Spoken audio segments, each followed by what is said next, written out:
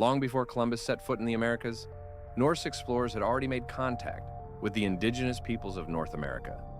Around 1000 CE, nearly 5 centuries before Columbus's voyage, Viking expeditions led by Leif Erikson established settlements in what they called Vinland, now identified as Newfoundland, Canada. The archaeological site Lance aux Meadows stands as definitive proof of this Norse presence. But what truly captivates historians are the accounts of interactions between these two vastly different cultures. The Viking sagas, particularly the Saga of Eric the Red and the Saga of the Greenlanders, document these encounters, referring to the indigenous peoples as Skraelings. These meetings were far from peaceful cultural exchanges. According to Norse accounts, initial trading between the groups quickly deteriorated into violent confrontations. The sagas describe Skraelings arriving in numerous skin boats, carrying what appeared to be poles that, when swung, made thunderous noises, possibly warning signals or early weapons.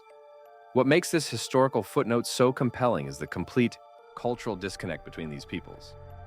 The Vikings, with their iron weapons, longships, and Norse mythology, encountered hunter-gatherers with their own sophisticated technologies and belief systems evolved entirely independently from Eurasian influences. These brief but significant encounters represent one of history's most authentic first contact scenarios between Old and New World populations. Unlike later European arrivals, the Vikings had no diseases devastating enough to trigger widespread epidemics, no imperial ambitions for the territory, and no technological advantage overwhelming enough to dominate the indigenous peoples. Perhaps most fascinating is what didn't happen. The Vikings did not establish permanent settlements, likely due to the hostility they faced and the challenges of maintaining supply lines across the Atlantic.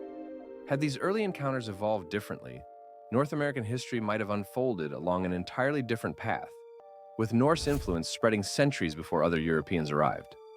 This forgotten chapter reminds us how tenuous and circumstantial the course of history truly is.